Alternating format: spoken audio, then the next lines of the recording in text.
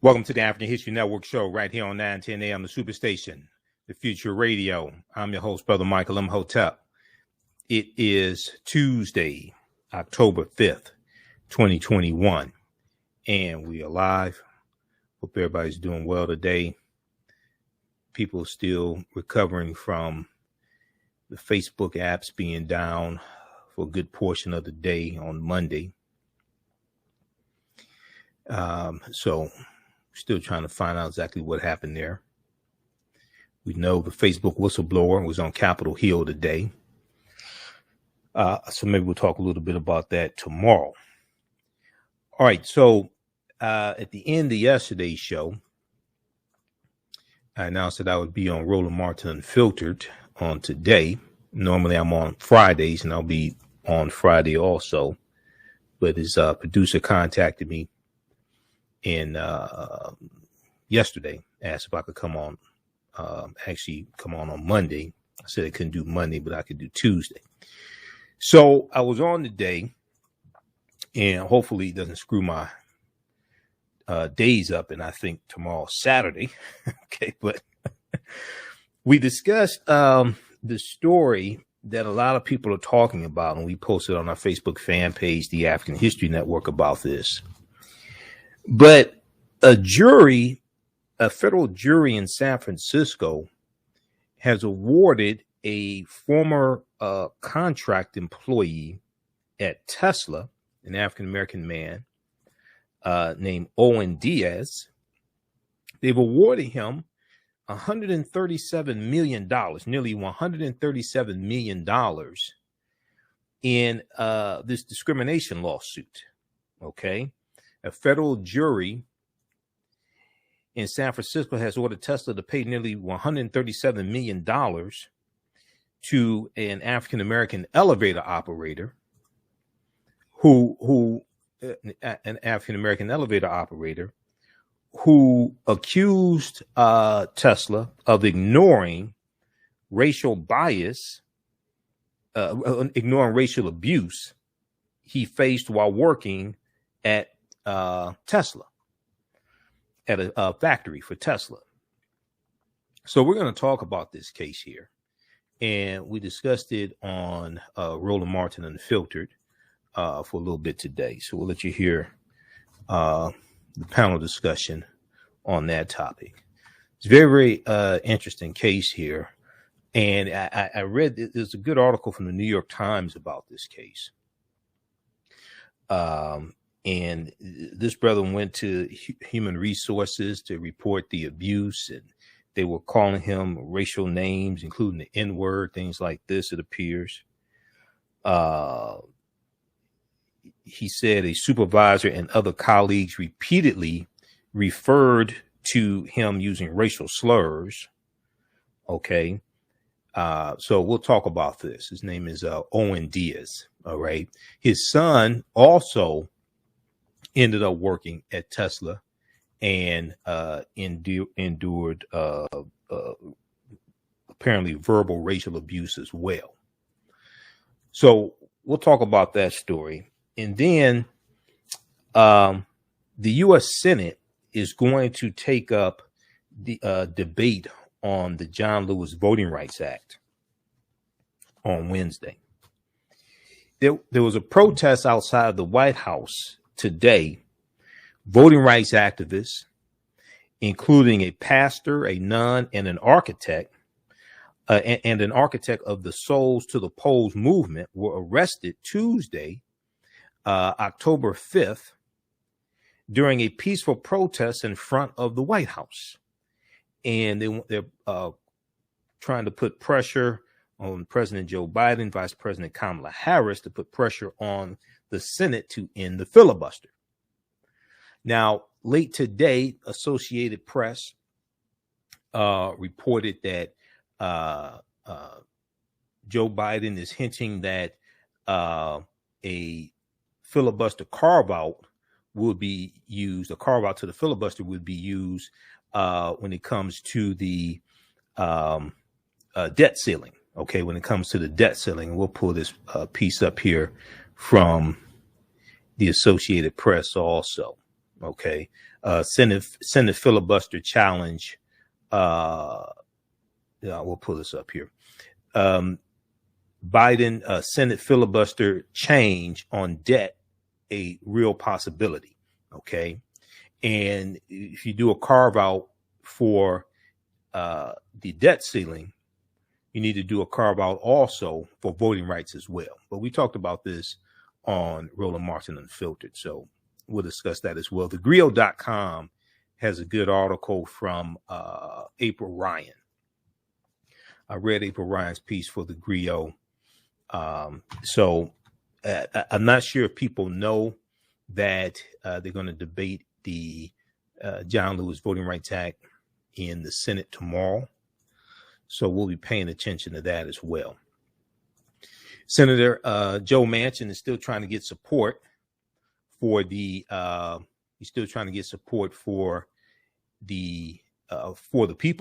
People Act that he helped write. He's trying to get support from Republicans. I don't think he's going to be able to get 10 Republicans to support that bill.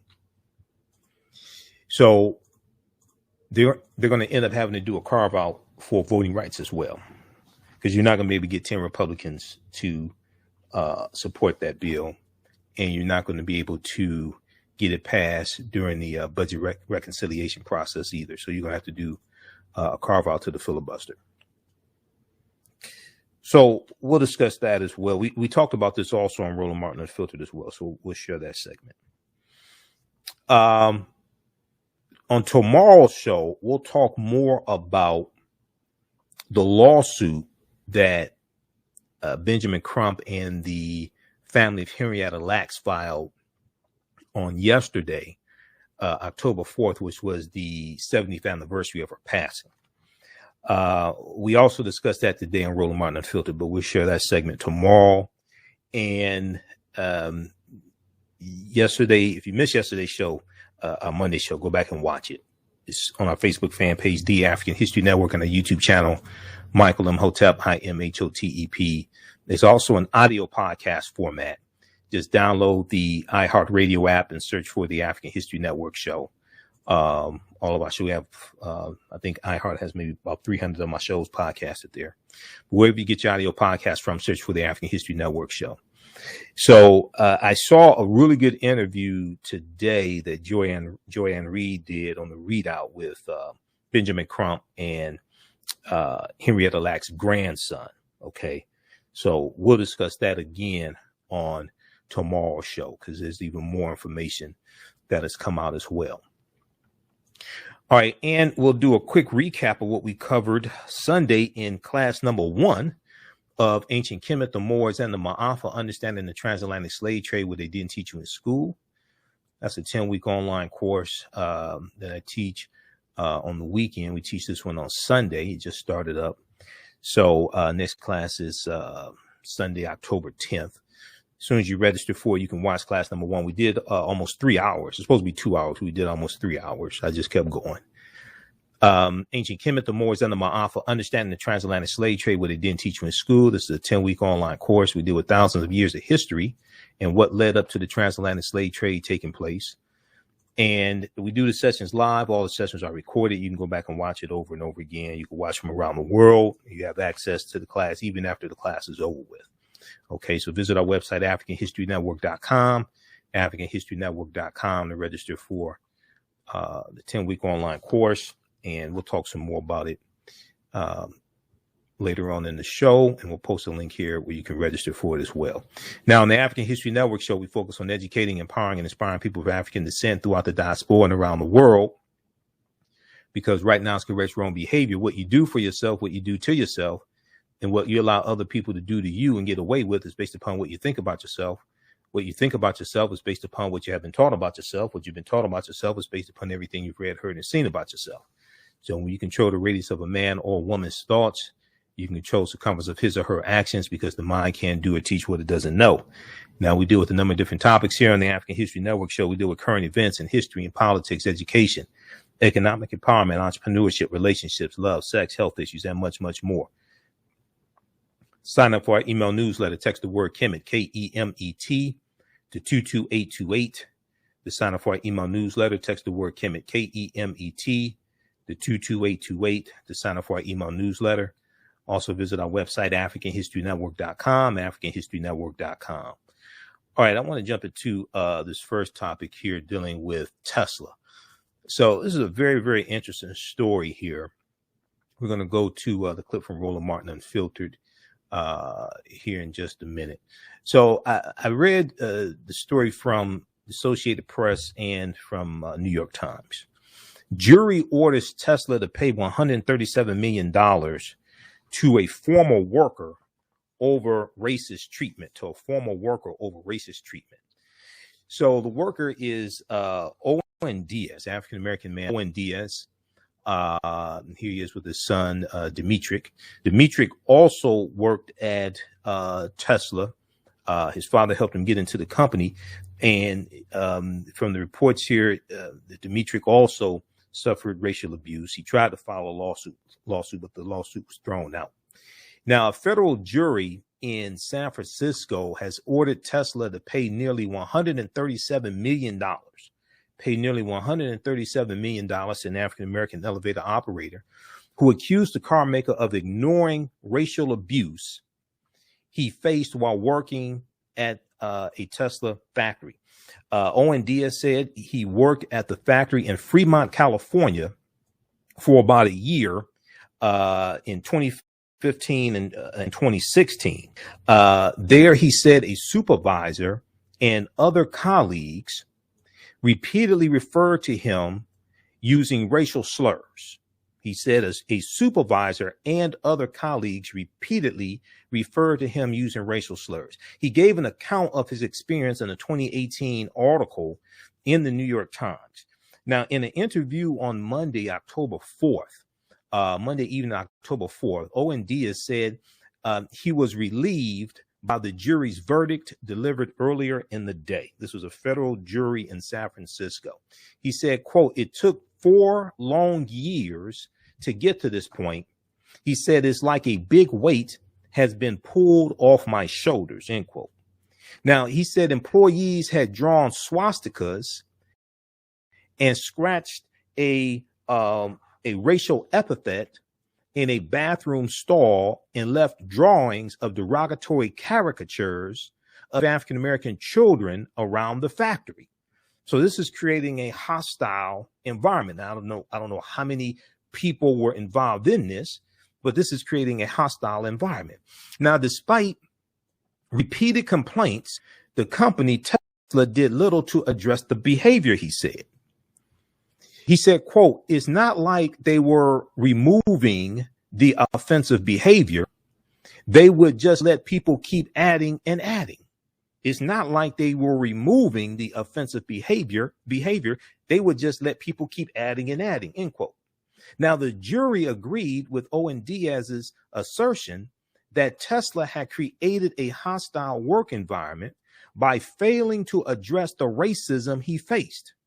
A vast majority of the award, $130 million, was punitive damages against Tesla.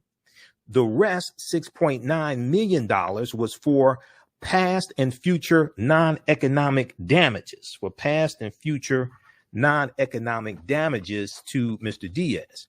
Now, Owen Diaz's attorney, Lawrence Organ, of the California Civil Rights Law Group, said in the interview, quote, It's a great thing when one of the richest corporations in America has to have a reckoning of the abhorrent conditions at its factory for Black people. Abhorrent conditions at its factory for Black people.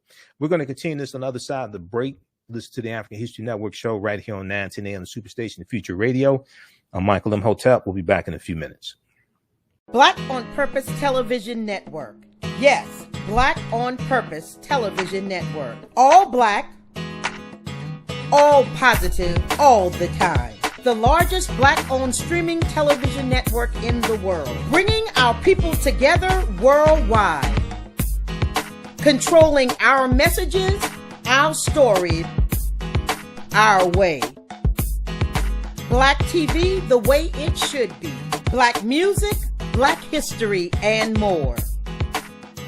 30 plus channels, thousands of shows. Black on Purpose Television Network?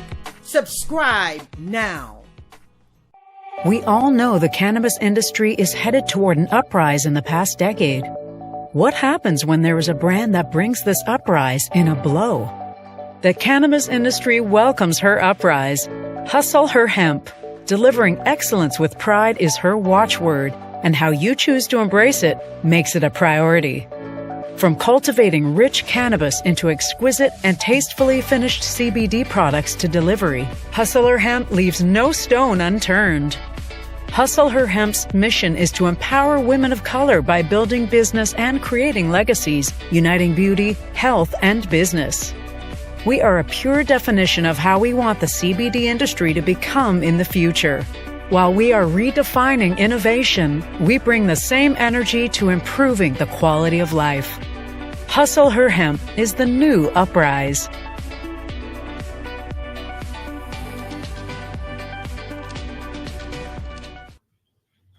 The African History Network show, we deal with current events in history and politics, education, economic empowerment, entrepreneurship, relationships, love, sex, health issues, and much, much more. Unfortunately, many people confuse what racism is. Racism is a power structure. It was laws and policies that put us in this predicament. It's going to be laws and policies that take us out. So when you control the radius of a man or woman's thoughts, you can control the compass of his or her actions, because the mind can't do or teach what it doesn't know. We have it all on 910 AM Superstation.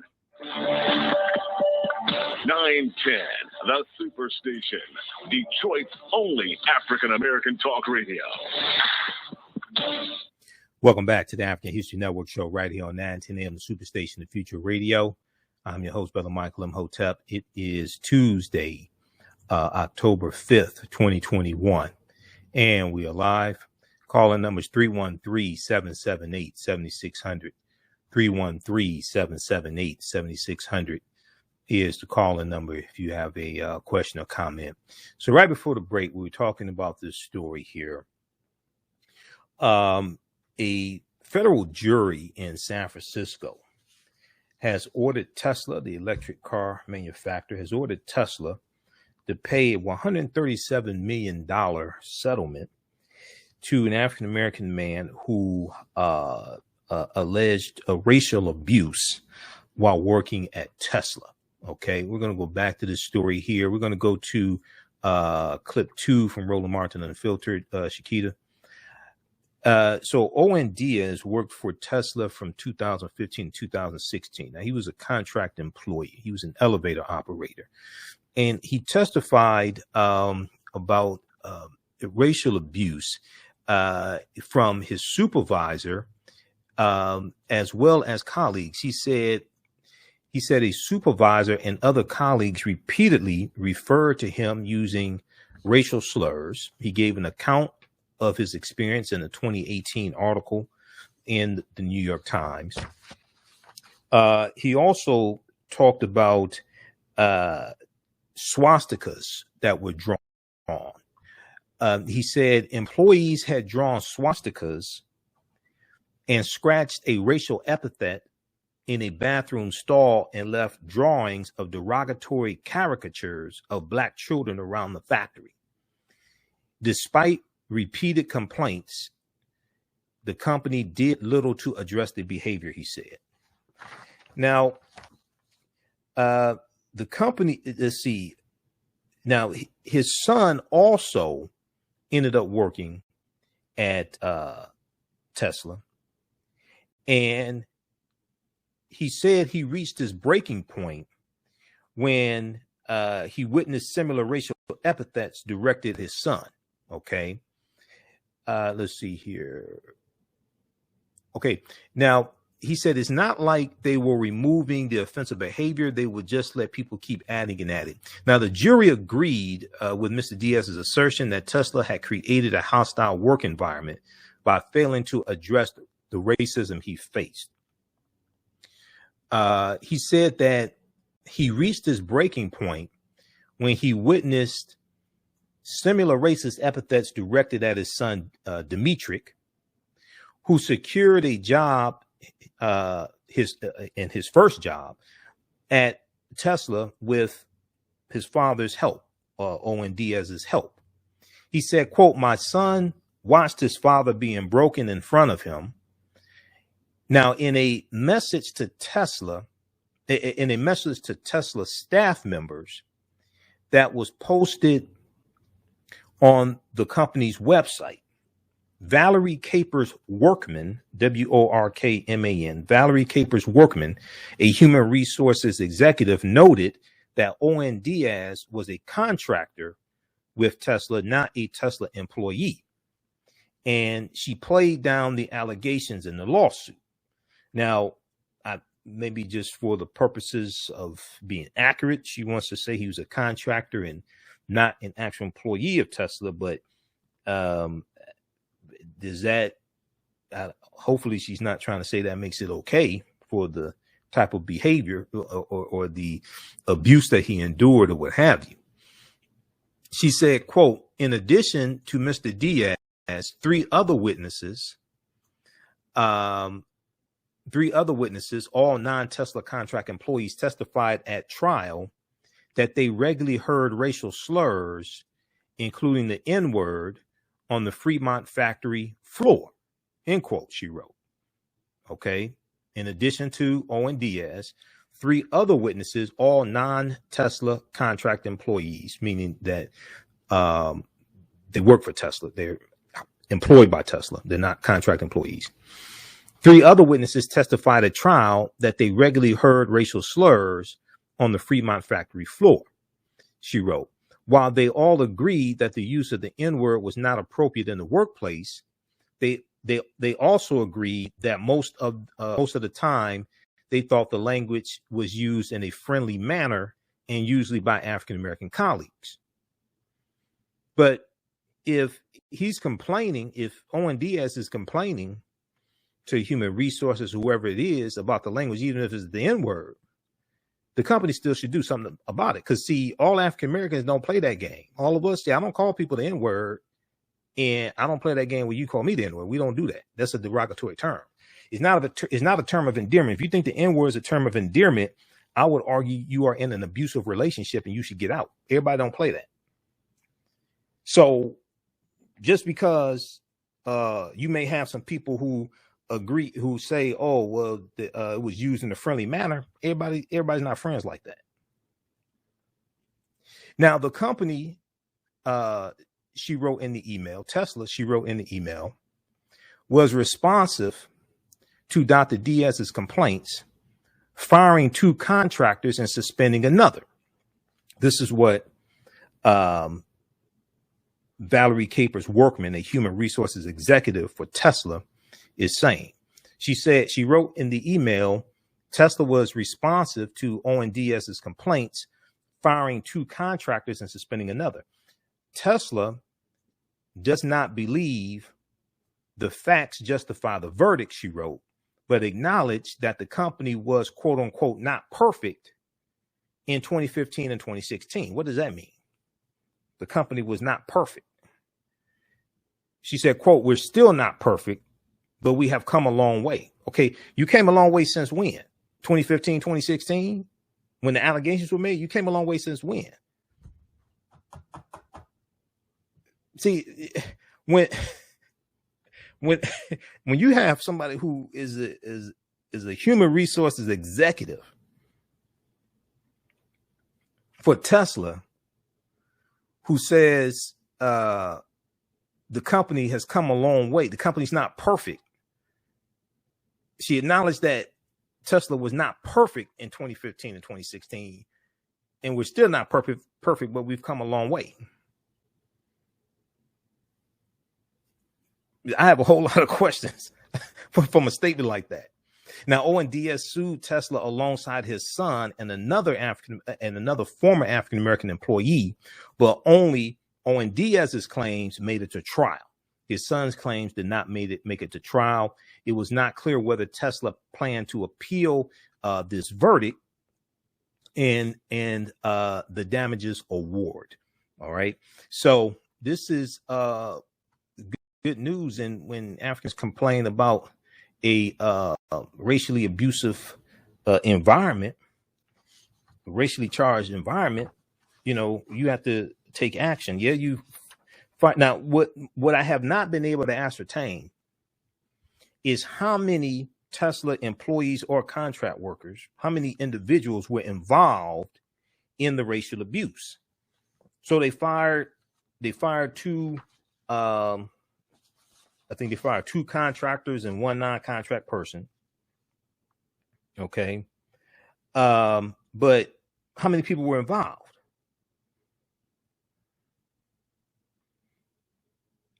So I want to go to this clip here from Roland Martin and Filter. We discussed this on today's show.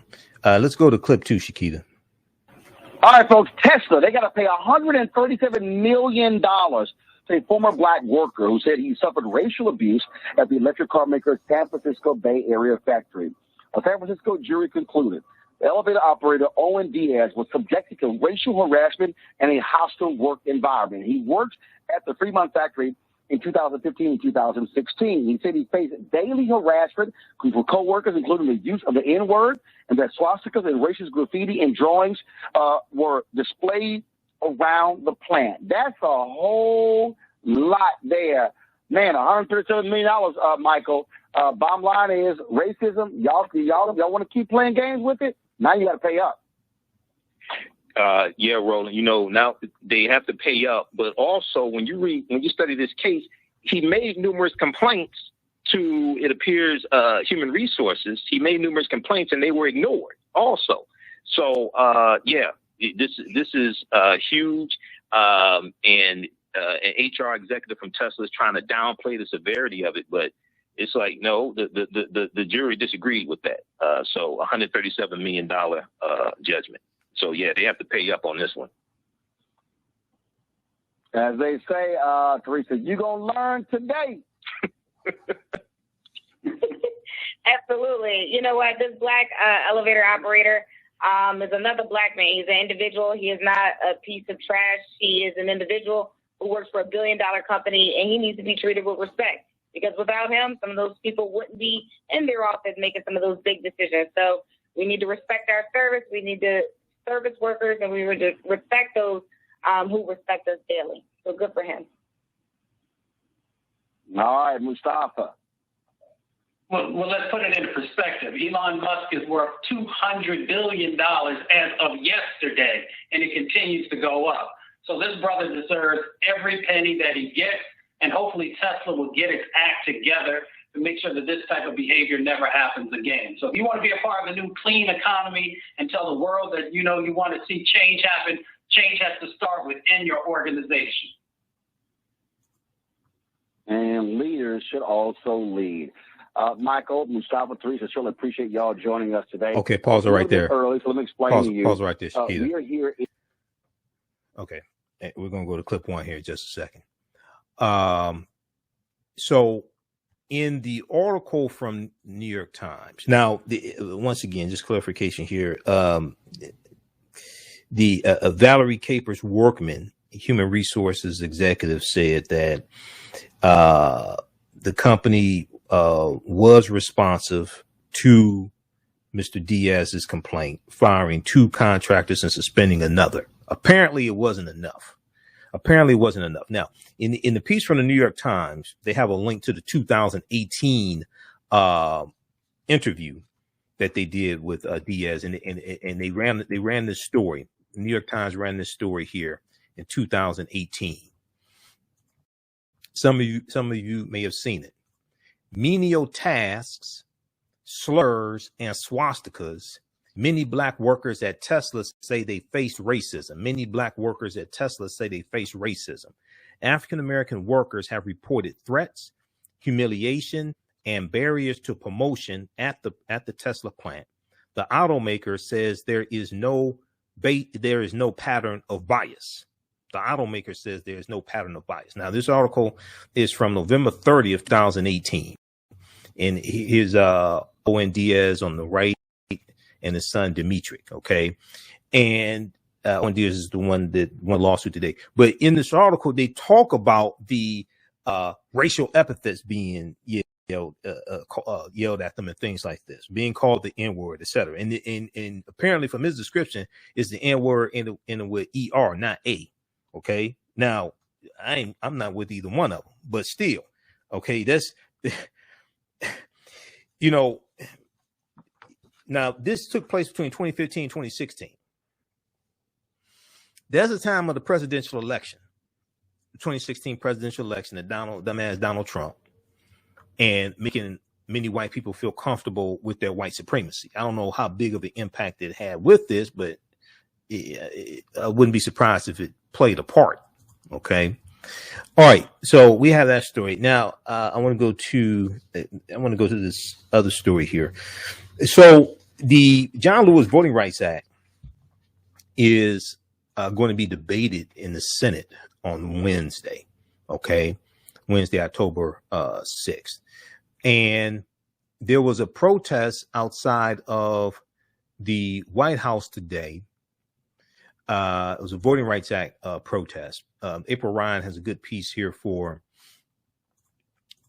thegrio.com. White House protest challenging Biden-Harris on voting rights. Okay, White House protest challenging Biden-Harris on voting rights bill ends in arrests. And they want, they're calling for Joe Biden and Vice President Kamala Harris to put pressure on the Senate to end the filibuster. Okay.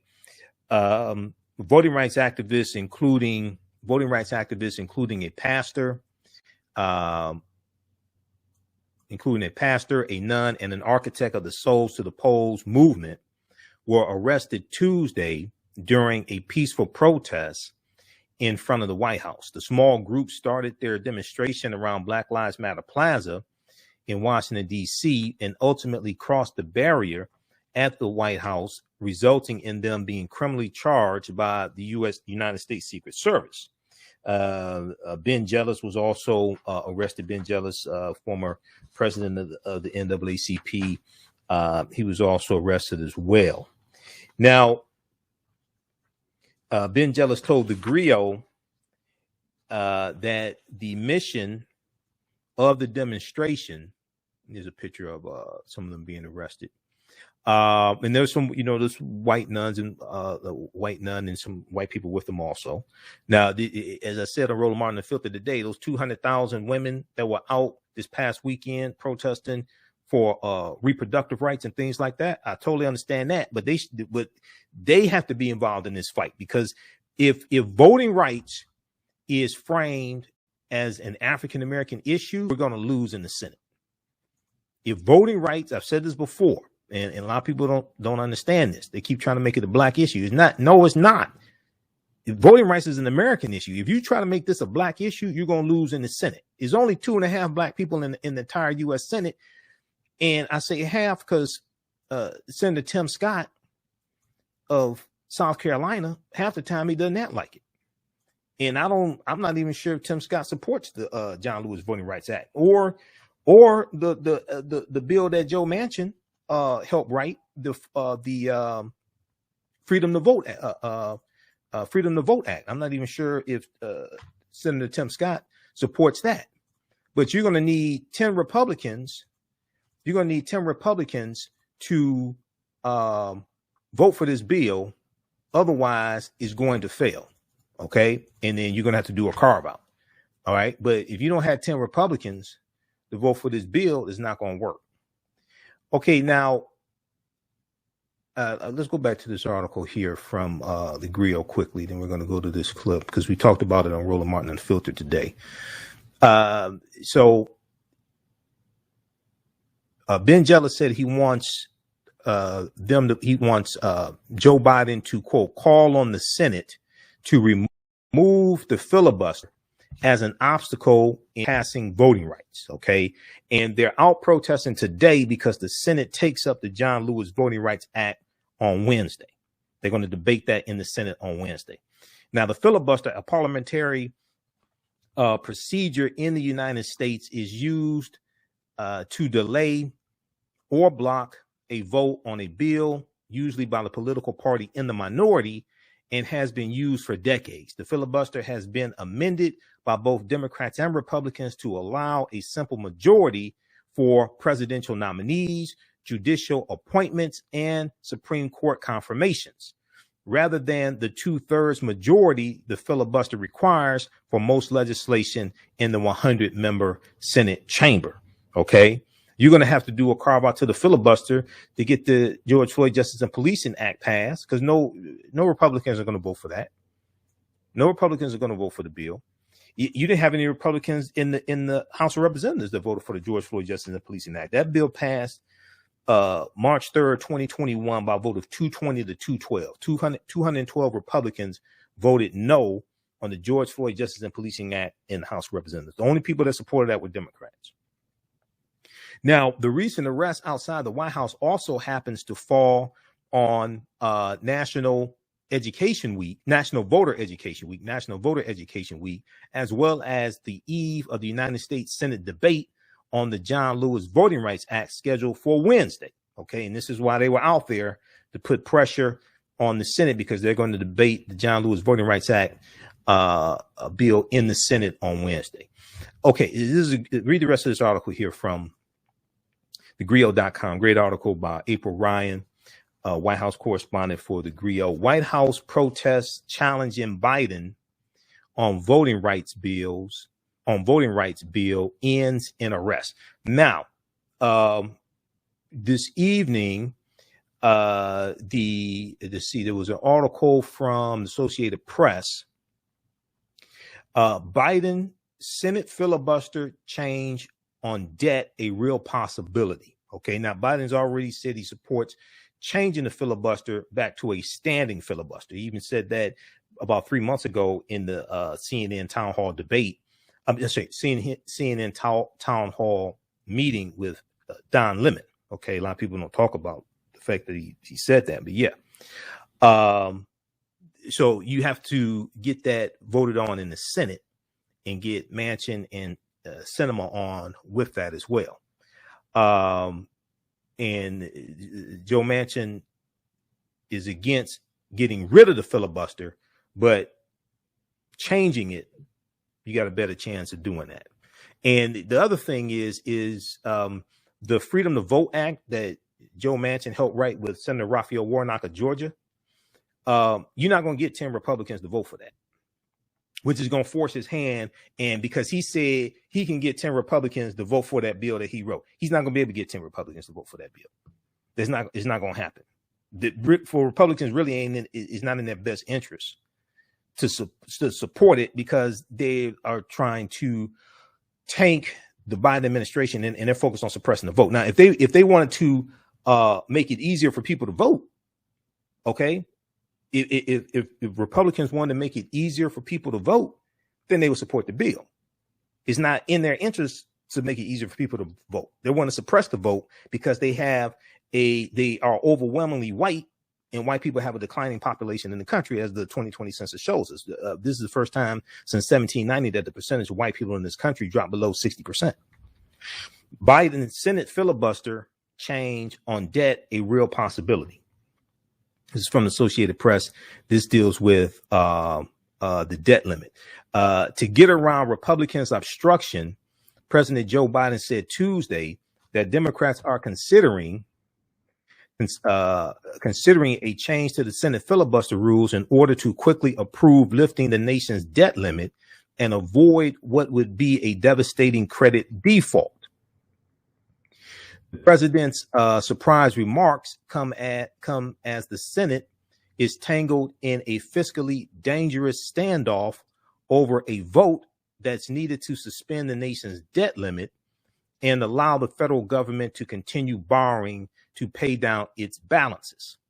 Congress has just days to act before the October 18th deadline, when the Treasury Department has warned it will run short of funds to handle the nation's already accrued debt load.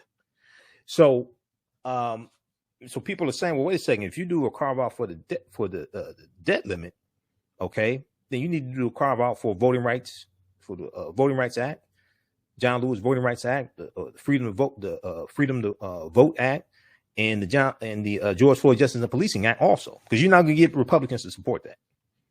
None of them supported those bills in the Senate, basically. And they're not going. I mean, none of them support those bills in the House, and they're not going to support it in the Senate. So let's go to this clip here from Roland Martin Unfiltered. We discussed this today at the beginning of the show. Let's go to this clip, Shakita, clip 1.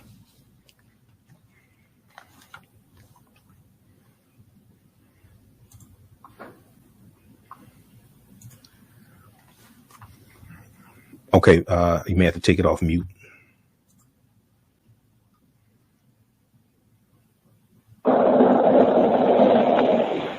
Over the weekend, President Joe Biden went to Capitol Hill to fight for his infrastructure bill, his Build America Better plan, but he has not gone to Capitol Hill to press Democrats to do the exact same thing for voting. Well, Black Voters Matter and other protesters took it to him, showing up today in front of the White House, protesting, demanding change. Folks, go ahead and roll the video, please, saying that he needs to be doing more when it comes to voting. They have been demanding the For the People Act as well as the John Lewis Voting Act. Of course, Democrats have not moved on that. You have Arizona Senator Kristen Sinema as well as Senator Joe Manchin.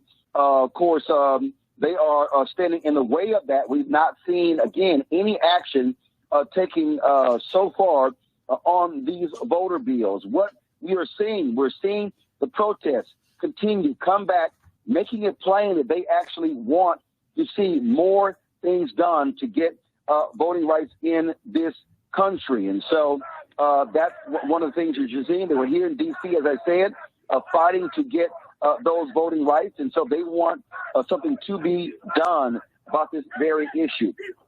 This is critically important when we look at, of course, the voter suppression efforts being put in place by Republicans all over the state. Now, what are we dealing with now? Voter ID laws, of course, as many of the Republican-led states are pushing more of these voter ID laws all across the country. And so this is going to impact the 2020 midterm elections, and that's why people want to see things change. 33 laws have been passed that will negatively impact Black voters and other voters as well. Some of these laws are in areas including dealing with election officials, voter ID, mail-in voting, and early voting. We've seen bills passed in Texas, in Georgia as well. Here's an example, folks. Elmira Hicks, 82 years old, does not have a birth certificate, which makes it impossible for her to renew her driver's license. Well, without her license, she can't register to vote. Hicks, like many African Americans born in the early 20th century, was born with the assistance of a midwife, and records were not kept. She has been denied a birth certificate due to some technicality. Now, the birth certificate, again, she can't get a license and will not be able to vote. These are the type of instances that are being brought up all across the country. Now, remember, the House of Representatives, they passed the John Lewis Voting Rights Advancement Act in August. The Senate has not taken up action on this particular bill. And so what we are seeing is the continuing efforts to force the Senate to move on these various bills. My panel, Teresa Lundy, principal founder of TML Communications, Dr. Mustafa Santiago Ali, Environmental Justice EPA, Michael Imhotep, host of the African History Network show. Glad to have all three of you here. What we are seeing here, Mustafa, what we're seeing is the continuing focus, putting pressure. This is where President Joe Biden has got to step up. Like I said, he went to Capitol Hill. He came to his $3.5 trillion economic plan. He has not done that when it comes to voting legislation. It's all about priorities. You know, the president, like you said, he cares about what's happening in relationship to the infrastructure bill, so he's leaning in. He has to lean in on this as well. It all begins and ends with the vote. I'm never sure why these folks are not as active on ensuring that everyone has the opportunity to fully participate in the civic process. On the Republican side of the ledger, they are very focused. They understand that by actually getting small percentages of folks not being able to vote, that it will tip it into their favor. They understand how to utilize power. They understand how to get engaged and actually win on the issues that they care about. President Biden and the Democrats have got to get serious in the Senate and make sure they are passing these critical pieces of legislation that give everyday folks the opportunity to actually be a part of this democracy. And if they're not willing to do it, then how can you continue to ask black and brown folks to show up, to stand, in extreme heat or extreme cold, to stand in these situations where they have individuals who, want to do them harm, to stand when you're dealing with the COVID-19 pandemic? We've done our work. We've shown up. So they have the responsibility now to make sure they're pushing the Senate, whether it is Manchin or Sinema, to do the right thing.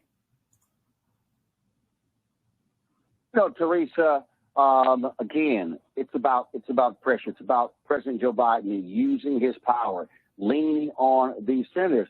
Well, black voters, they want to see a Biden that's engaged on this. Look, he said a variety of things when he was running for president, what he was going to make happen. Black folks are saying, fine, make it happen.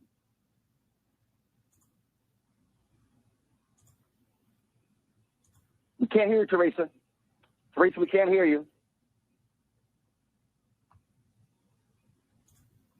Now we can hear you.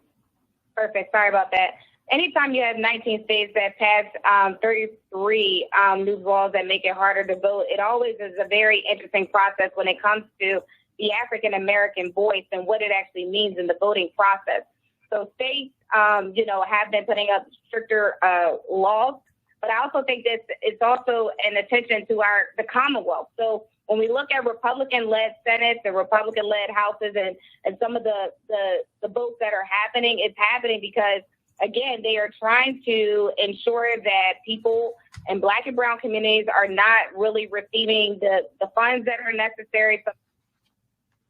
All right. Those watching on Facebook and YouTube, keep watching. We're out of time here.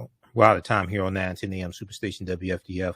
Be sure to visit our website, AfricanHistoryNetwork.com, AfricanHistoryNetwork.com. Register for the online courses I teach on Saturday and Sunday. We have Understanding the Transatlantic Slave Trade, where they didn't teach you in school, on Sundays, 12 noon to 2 p.m. And then also on Saturday, from the Civil War to the Civil Rights Movement and Black Power, 1865-1868. All right. Right now, it's correct wrong behavior. It's not over till we win. Wakanda forever. We'll talk to you tomorrow. Peace. All right. Stand by, everybody. Okay. We're going to continue this clip here. And we'll talk briefly here about this article. I talked about it because I come up next after Teresa in this segment here. 19 states passed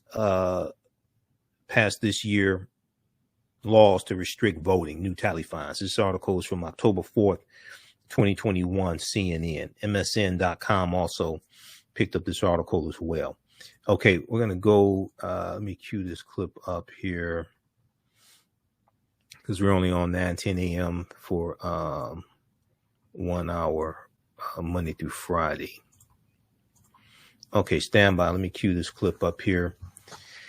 And I'll be back on Roland Martin Unfiltered on Friday. Also, I'm normally on Friday, but the producer contacted me, asked me if I could do actually Monday, and I said I couldn't do Monday, so I said I could do today. Let's go back. The funds that are necessary. So back this up a little bit. The votes that are happening is happening because, again, they are trying to ensure that people in black and brown communities are not really receiving the funds that are necessary, some of the social services that are needed. They're making sure that their voices are being heard. And that's where we have these issues. That's why we always see black and brown communities always taking the fight right straight to the ones who are making the decisions. So that's either in the Senate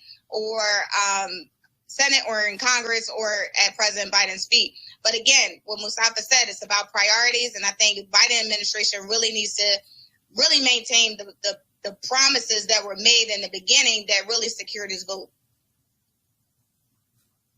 Look, it's real simple here, Michael. You hear the activists saying this. Latasha Brown has said it. Cliff Albright has said it. And that is, you cannot out-organize voter suppression. And so it's like, Democrats, what the hell do you think is going to happen? What do you think is going to happen? Right. This is all about self-preservation. It's about self-preservation for African Americans.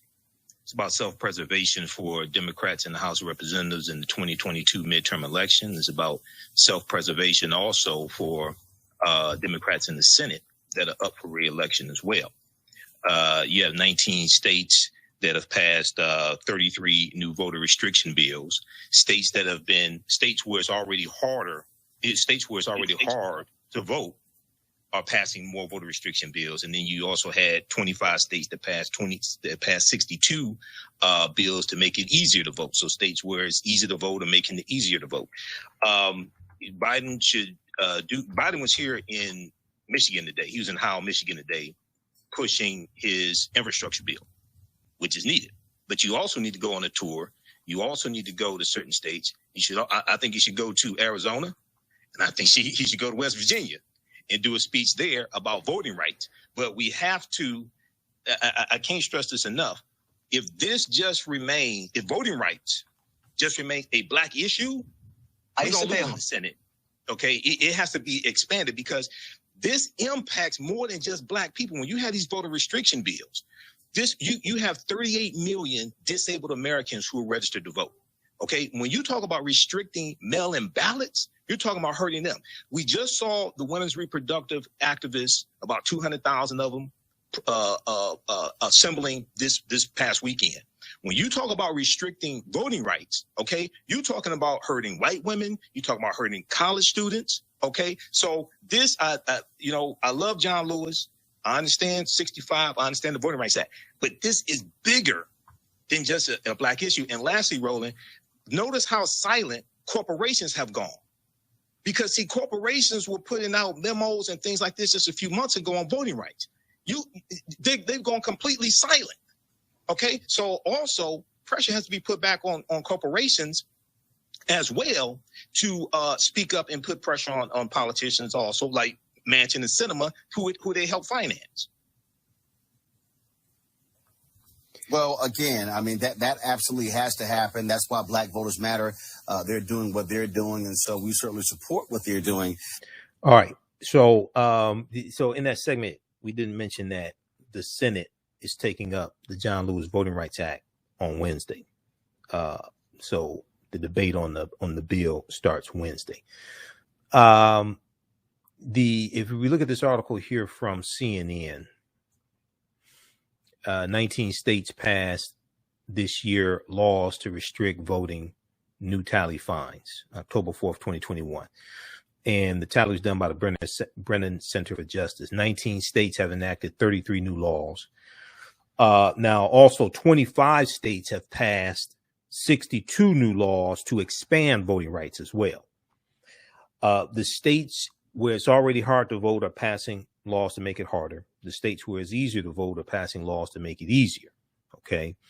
And you have, 19 states. You have, if we go and look at this here. So the report which covers legislative activity from January 1st through September 27th.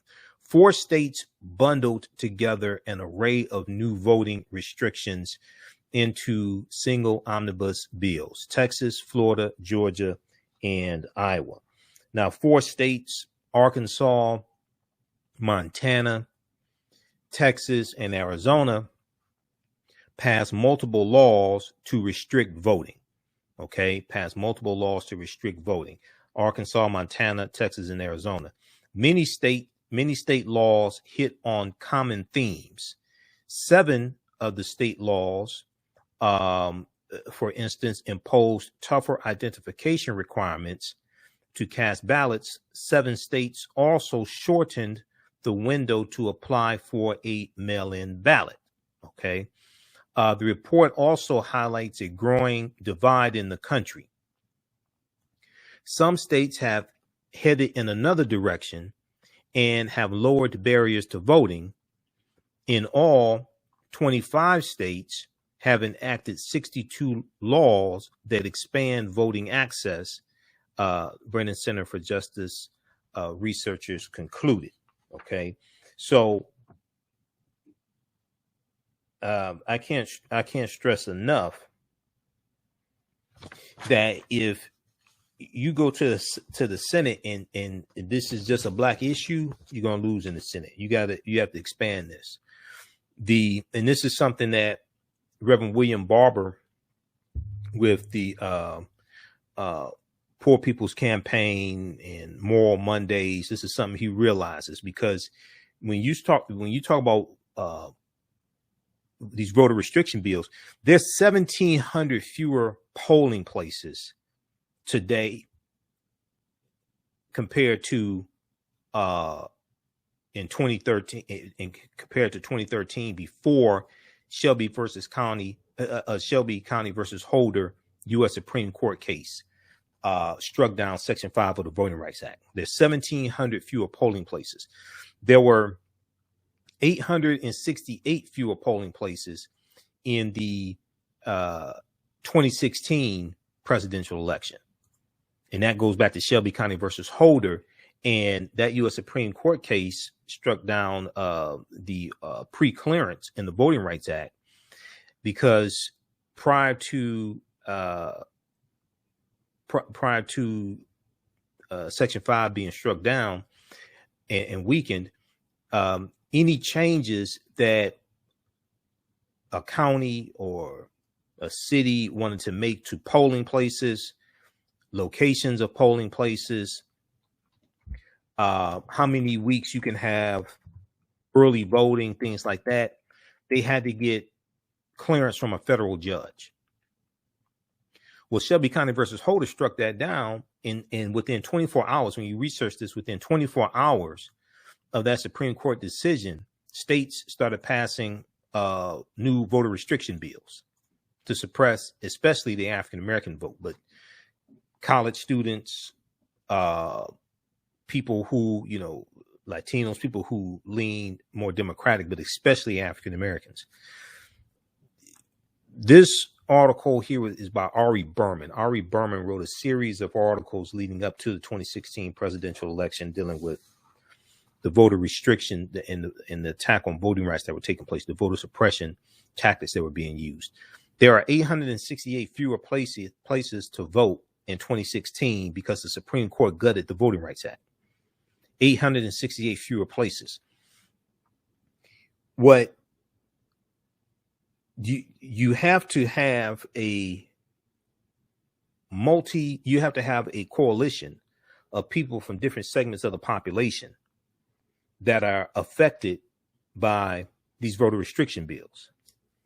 But you have to articulate how these people are being hurt, because when we talk about voting rights automatically get associated with African Americans and Dr. King and John Lewis, the Civil Rights Movement, Bloody Sunday, March 7th, 1965, Edmund Pettus Bridge, the movie Selma from Ava DuVernay. So that automatically gets associated as a black people's issue. There are a lot of people who will be negatively hurt by these voter restriction bills. But if you don't show the connection between them and show people of different races, ethnicities, geographical locations, demographics, etc., how this is going to hurt them as well, and how this bill, Freedom to Vote Act, or For the People Act, Freedom to Vote Act, John Lewis Voting Rights Act, how it's beneficial to you. If it's just looked as a black issue, it's not going to pass. African Americans only make up 3.5% of the population of West Virginia, where Joe Manchin is senator. And the other senator from West Virginia is a Republican. So you got to hit these different demographics that are negatively hurt by these voter restriction bills. Okay, that's why this can't be framed as just a black issue. You're going to lose. All right, this is understanding how to speak and see those different demographics, women's reproductive rights and women's rights and things like this. All of them are going to be hurt by those voter restriction bills. They have to be galvanized and put pressure on senators in their state, in West Virginia and Arizona, Manchin and Sinema, but also on the corporations. There has to be a 50-state strategy. It can't just be a 1 or 2 state strategy. It has to be a 50-state strategy, and put pressure on the senators, but also corporations as well. Because the corporations have gone silent. And some of those same corporations who were putting out statements just a few months ago, after Senate Bill 201, I think it was, passed in Georgia, then you started having some corporations coming out speaking. Some of these same corporations donated money to Black Lives Matter organizations and social justice organizations during the protests in 2020, the summer protests in 2020 over the killing of George Floyd, etc. Okay. Now they've gone silent. They have amnesia and laryngitis. They've gone silent. Well, those two are connected. Voting rights and social justice, they're connected. In politics is the legal distribution of scarce wealth, power, and resources, and the writing of laws, statutes, ordinances, amendments, and treaties, their adoption, interpretation, and enforcement. So we have to have a 50-state strategy. This cannot be labeled as a black issue. That's a good way to lose. All right. How's everybody doing? Share this broadcasting on social media platforms. Invite your friends to tune in. Follow us on our Facebook fan page, The African History Network, The African History Network, and our YouTube channel, Michael Imhotep, IMHOTEP. If you like this type of information, you can support the African History Network, $ the AHN Show through Cash App, $ the AHN Show through Cash App, also through PayPal, paypal.me /the AHN Show, paypal.me /the AHN Show. We're here 6 days a week. This helps us keep doing the research, stay on the air, keep broadcasting, pay some of the bills, etc. Our official Cash App account is $ the AHN Show, SHOW. When you go to it, it says Michael and shows my picture there. These others are fake African History Network Cash App accounts. It does not, these other ones are not me. Somebody set those up. I'm trying to get them shut down. All right. Very quickly here, I'm going to do a quick recap of what we talked about in class number 1 of ancient Kemet, the Moors, and the Maafa, understanding the transatlantic slave trade, what they didn't teach you in school. So we had a really, really good class number 1, and I ended up doing 3 hours. The class was supposed to be 2 hours, but I just kept going. It was Sunday. I should have stopped because I had to do my radio show Sunday night at 9 p.m. But I just kept going. They kept listening, and I just kept going. So we had a good class number 1. I want to do a quick recap of some of the things we covered. So we deal with thousands of years of history and what leads up to the transatlantic slave trade taking place. We go through and look at the timeline of history, and I have a PowerPoint presentation, and we have video clips and book references, articles, everything. Okay. And we go through and then analyze the transatlantic slave trade to have a better understanding of this, and understanding that it's our history and culture. It gives us our foundation. It gives us our values, our interests, and our principles. And this influences our economic empowerment as well as our political empowerment. So we dealt with everything from so class number 1, we help lay a foundation. We deal with understanding timelines. We deal with understanding the difference between BC and AD. We deal with things like Dinknesh. We start looking at some archaeological discoveries. Okay. We start looking at archaeological discoveries that are causing researchers and scientists and archaeologists and paleontologists to push the timelines back and rethink everything. We're going to look at more archaeological discoveries in class number 2. Okay. I think in this one here, I think we talked about the one in Morocco. We talked about the one June 2017 in Morocco of Homo sapiens, remains of Homo sapiens that date back between 300,000 and 350,000 years ago, which pushes the oldest fossils that they had of modern man, Homo sapiens, found in Ethiopia that date back about 195,000 years ago. But we talked about Dinknesh, or who Europeans call Lucy, who Australopithecus afarensis dates back 3.2 million years ago. We dealt some with Easter. I was making a point about understanding what it is that you celebrate, if you celebrate European holidays, and what determines when Easter is celebrated. A lot of people don't know what determines when Easter is celebrated. Easter is celebrated on the first Sunday following the first full moon, following the vernal equinox, and it deals with astronomy. And that was a result of the Third Council of Trent of about 1563, the Third Council of Trent. And this is why you had the introduction of the Gregorian calendar by Pope Gregory XIII, 1582 AD, which the Gregorian calendar is based upon how long it takes the Earth to rotate around the sun. 365 days, 5 hours, 48 minutes, and about 46 seconds. That's the calendar that we use today. And they were trying to recalibrate, coming out of the Third Council of Trent, trying to recalibrate when to celebrate Easter, because they were celebrating Easter. It was getting further and further away from the vernal equinox. And the vernal equinox marks the first day of spring. It's either usually March 20th or March 21st. Okay. So we talked about Easter and Easter, Eastra, Oistra, the origins of the term Easter as well. And the goddesses Eostra and Ostara. The name Easter may have come from Eostra or Istra, the Teutonic or Anglo-Saxon goddess of spring and fertility, whose feast was celebrated around the start of spring. Now, vernal is Latin, which means spring. Vernal equinox, which marks the first day of spring. Vernal is Latin, which means spring.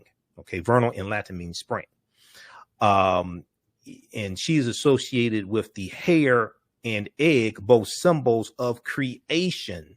See, this is where you get the Easter bunny laying chicken eggs. Rabbits don't lay eggs. Rabbits are mammals. Rabbits don't lay eggs. So why does the Easter bunny lay chicken eggs? The Teutonic goddess Istra was associated with the hare, the rabbit, and egg, both symbols of creation. Ostara is a Germanic goddess who was always accompanied by a hare, H-A-R-E, a rabbit, possibly the ancestor of our modern Easter bunny. The association of both the rabbit and eggs with Easter is probably the vestige of an ancient springtime fertility rite. So we go look at some of this ancient history, and we also look at the origins of Christmas, okay? And nowhere in the biblical text does it say that, okay, what I say may go outside the circumference of some people's awareness. Just because you never heard it before, disagree with it, or don't like it, does not mean it's not true. It just means you have to do some research to understand what I'm talking about. That's how I got on the subject of Easter. We were talking about things outside of the circumference of our own awareness. So when we look at, we also look at the origins of Christmas, because the word Christmas didn't come into existence until mid 11th century AD, around 1050, 1052. Comes from the Mass of Christ, or Christus Mass, the Mass of Christ. But nowhere in the biblical text does it say that Jesus the Christ was born on December 26th. I mean, it was December 25th. Nowhere in the biblical text does it say that Jesus the Christ was born on December 25th. And one of the things we talked about is how, you know, you have to study word origins, the etymology of words, because when you look up the word Jesus in the dictionary, you look at the etymological dictionary, it takes you back to the Hebrew Yeshua, because the letter J didn't exist until 1630 AD. The letter J, that's the anglicized version of the name. The letter J did not always exist, even with the alphabet that we use today. The letter J didn't always exist. The letter J wasn't created till 1630 AD, and the letter J is derived from the letter I. Okay, and this is why in your 26 character alphabet, the letter J comes after I, and the letter J is just an I with a hook on it. So if you go to the dictionary, Merriam-Webster, what have you, look at the word Jesus, it takes you back through the languages, takes you back through to Yeshua.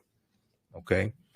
All right. Now, some other things that we talked about were we dealt with the African presence in this country going back at least 56,000 years ago. And I talked about how, you know, Americans are very ignorant of history. We deal with that some here on this show. This article here from the New York Times talked about how Americans know very little about Juneteenth. Okay.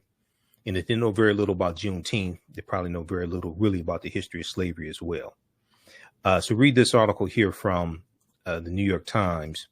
Most Americans know little or nothing about Juneteenth, poll finds. It's about 62% or so know very little or nothing. 60% know very little or nothing about Juneteenth. But a lot of what African Americans know about Juneteenth is not accurate either. Okay, so we also dealt with the Khoisan and the African presence in the Americas dating back tens of thousands of years ago, before Native Americans come into existence. All right, before Native Americans come into existence. And we know that we reference Dr. David Imhotep, the first Americans were Africans, documented evidence. In page 14 of his book, he lays out, and I've interviewed him a number of times. He's a friend of mine. But we reference his book in the class. Page 14 of his book deals with the discovery from Dr. Albert Goodyear in 2004 in Allendale County, South Carolina, that where they found 13 different types of evidence, to thoroughly document an African presence in the Americas dating back at least 51,700 years ago. They found artifacts, architecture, campsites, carvings, Egyptian writings, footprints in lava, genetic M174D haploid groups dealing with DNA and genetics, linguistics, paintings, skulls, skeletons, structures, and tools. They found 13 different types of evidence thoroughly documenting the African presence in the Americas at least 51,700 years ago. This is before Native Americans come into existence, before Europeans are on the face of the earth. African people are the original Americans. Now, this does not mean the transatlantic slave trade did not take place. It just means we were here before the transatlantic slave trade started. Okay. And different things are going to happen at different periods of time. So yes, the transatlantic slave trade takes place, but we were here tens of thousands of years before that happened. This is a article from ScienceDaily.com. It's a scientific website that deals with scientific discoveries and archaeological discoveries.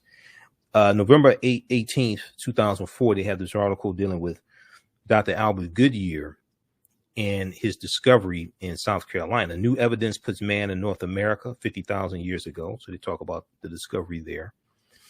And then also on the Khoisan, who have the oldest DNA on the planet, AtlantaBlackStar.com had a good article. And there's a lot of information out on the Khoisan. 5 ethnic groups that proved the first humans were black. But in October 2012, genetic study published in Science magazine found that the Khoisan in Southern Africa are the oldest ethnic group of modern humans, with their ancestral line originating about 100,000 years ago. The Khoisan, formerly called by the derogatory term Bushmen, are genetically unique, and no other currently known population had separated so early from our common modern human ancestor, according to the report. Okay, so we talked about that, and then also I dealt with the fact that, see, there's so much talk about 1619, and people, this is the problem with 1619. Even though it did happen August 20, 1619, when 29 Africans are exchanged for food and water and supplies. They're on the White Lion pirate ship, and English pirates hijacked the San Juan Batista Portuguese slave ship around the Gulf of Mexico, and took about 50 Africans off of that slave ship, put them on 2 ships, pirate ships, called the White Lion and the Treasurer. The White Lion and the Treasurer come into Virginia August 1619. Okay. And August 20th, they're going to be exchanged for food and water and supplies. That did happen, but that's not when African people first came to this land. We were here for tens of thousands of years before that, number one. Number two, the Spanish are taking Africans into the territory we call South Carolina in 1526. Okay, this is before 1619. This is 93 years before 1619. They're taking Africans into the territory we call South Carolina in 1526. That's not talked about a lot. All right. So we dealt with some of that history, just laying a foundation, dispelling some myths.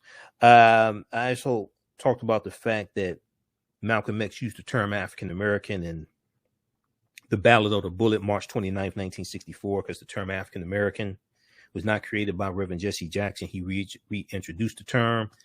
The term African American goes back to earliest recorded usage is May 15, 1782, in Philadelphia, Pennsylvania.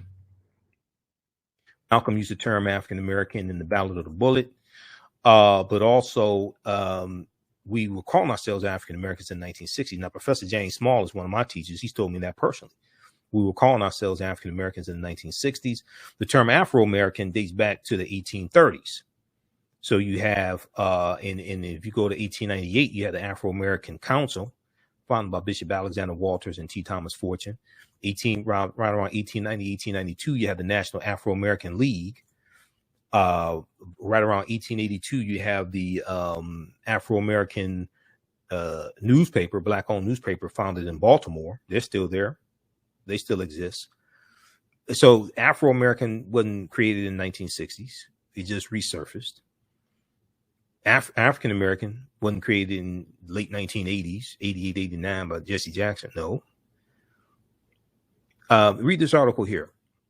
New York Times. The term African American appears earlier than thought. This is from 21st, 2015. They talk about a book of sermons in Philadelphia. It says written by the African American. In the Pennsylvania Journal on May 15, 1782, used the term African American. So we're just laying a foundation in class number one, not trying to get too deep, just laying a foundation to build upon for class two.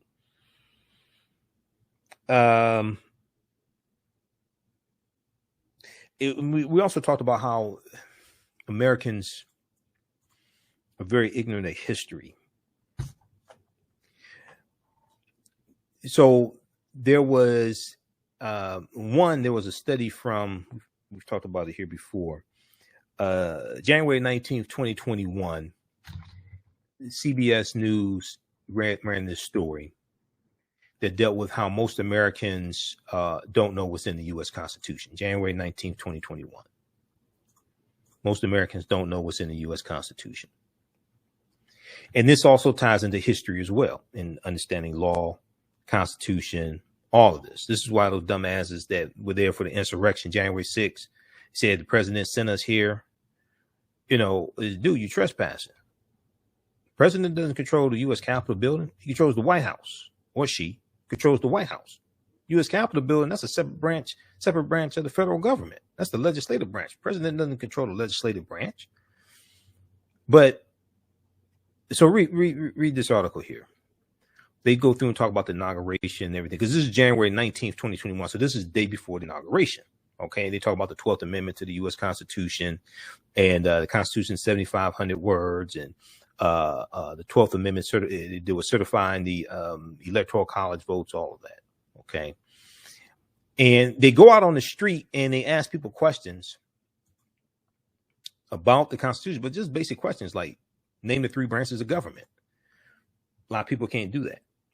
That's just schoolhouse rock. I'm going to build on Capitol Hill. But a lot of people can't, name the three branches of government. There was a study from a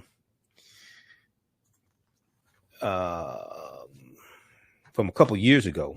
There was an article from Alabama.com that deals with how 1 in 5 Americans can't name one of the branches of government, and only 39% of Americans surveyed can name all three branches of government. Okay. This article here, September 19th, 2019. 1 in 5 Americans can't name a single branch of the U.S. government. Now, they probably all voted for Trump.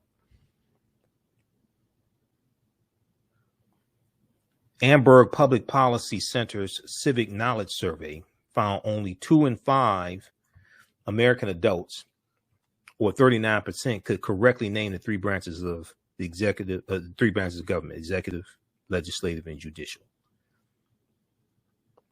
That figure was the highest in 5 years, up from 32% last year. So in 2018, only 32% of Americans, basically a little less than a third, could name all three branches of the federal government. So political scientists and history professors and things like this, they're saying that you're going to have a we're looking at a, how do they put it, a civics, a crisis of civic education, But all this ties into history. And we have to understand history and the laws and policies put in place to understand how we got to where we are here. Okay. And we can look and see that people don't understand the Civil War, because January 6th insurrection, that's a continuation of the U.S. Civil War. That's a continuation of the Civil War was an insurrection. That's a continuation of that. Okay, so read this article here. So we dealt with that, and then we did like 3 hours. I'm just some notes that I made, or some things that we talked about. We went through a timeline of history as well. Just laid a foundation for class number 1. Okay. All right. So those are some of the things that we dealt with. And let me look at this here. We looked at some work from, we looked at a couple of archaeological discoveries as well. We're going to look at a lot more archaeological discoveries in class number 2. Okay, in class number 2. All right, so this is a 10-week online course that I teach. This is on Sundays. It's a 10-week online course. This is on Sundays. Ancient Kemet, the Moors, and the Maafa, understanding the transatlantic slave trade, what they didn't teach you in school. So Kemet's one of the original names for Egypt. We deal with thousands of years of history and what leads up to the transatlantic slave trade taking place. We talk about ancient Kemet, Nubia, Ethiopia, Ghana, Songhai, Mali. We deal with the 800-year occupation of Europe by the Africans known as the Moors. We take you throughout history chronologically. We do the sessions live. All the sessions are recorded. You can go back and watch them anytime. You can watch from around the world as well. You can use this information with your children also. Because that's one of the things we talked about, the attack on critical race theory, and critical race theory is not taught in K through 12 schools. And this is just a right-wing attempt to suppress teachings dealing with history, African-American history, systemic racism, etc., but also galvanize Republicans for the 2022 midterm elections as well. So at our website, just click on register here, and it takes you to the next page. And then just click on enroll right here. Class is regularly $130. It's on sale $80. As soon as you register, you can watch the class we just did. And there's also some bonus content that you'll get as well. All right, then the second class that I teach, the second one is on Saturdays. The second class is from the Civil War to the Civil Rights Movement and Black Power, 1865 to 1968. From the Civil War to the Civil Rights Movement and Black Power, 1865 to 1968. The second class picks up basically where understanding the transatlantic slave trade leaves off, because there's so much information that I had in the first class. There was additional information that I wanted to deal with, because we really need to go through and analyze a little more than a 100-year period of history from 1865 and the end of the Civil War through 1968. So this is what we do in this class. Each class we go through and analyze approximately a 10-year period of history to understand what happened to us after slavery ended, the laws and policies put in place that brought us to where we are today, and all these structural inequities that we're dealing with, so we understand where we need to go from here.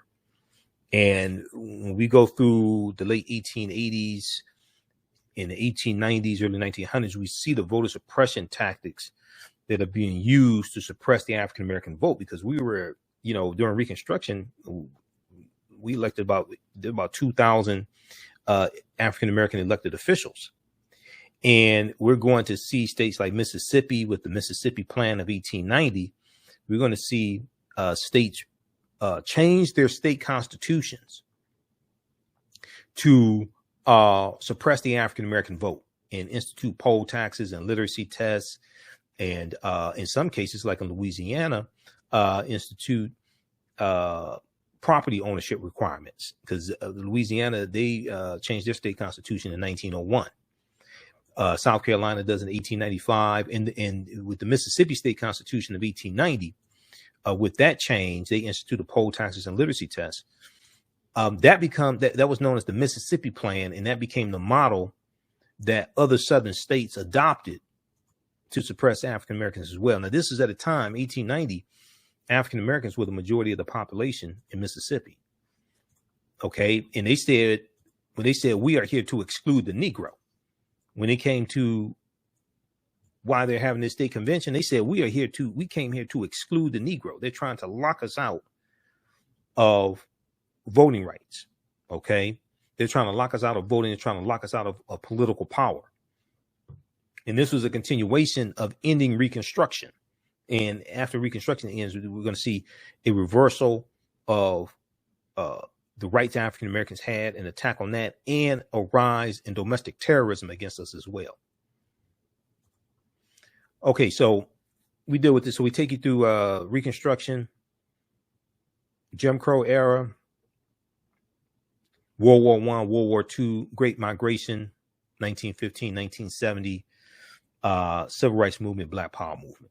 Okay, so that is from the Civil War to the Civil Rights Movement of Black Power, 1865 to 1968.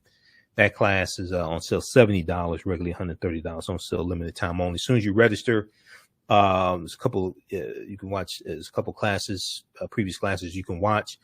And next class is Saturday, October 9th. We do that Saturdays, 12 noon to 2 p.m. All right, so we'll post a link here. You can register, and then also at our website, AfricanHistoryNetwork.com. So look, we have to get out of here. Remember, at the African History Network, we focus on educating, empowering, and inspiring people of African descent throughout the diaspora and around the world. Because right now, it's correct wrong behavior. It's not over till we win. Wakanda forever. Thanks for tuning in. Follow us on Facebook, The African History Network. Definitely follow us on YouTube, because Facebook may go back down again. Follow us on YouTube and turn on notifications. On YouTube, Michael Imhotep, IMHOTEP on YouTube. Turn on live notifications so you know when we go live. All right, right now it's correct wrong behavior. It's not over till we win. Wakanda forever. We'll talk to you tomorrow. Peace. Hi, I'm Joel Wilson, President and CEO of JCW Computer Consulting, LLC, a technology implementation firm with over 20 years of satisfying customers. We offer a full spectrum of industry top-tier branded services. We are an authorized partner or reseller for Lenovo, Zoom, T-Mobile, Microsoft 365 and Surface tablets, Google Workspace, Acer, Asus, Samsung, PCmatic security software, and many more. Our online store features laptops, Chromebooks, computers, printers, accessories, and software. Businesses, take advantage of our free 1-hour Zoom tech consultation and know we offer top nationwide high-speed internet service providers, voice over IP, and cellular phone services. Home users, don't miss our current in-stock Chromebook inventory. Please visit us at jcwcc.com or call 215-879-6701. Gain knowledge in minutes from insightful summaries of progressive and socially conscious books. Blacklisted gives you access to curated content that'll satisfy your curiosity to learn and understand different perspectives.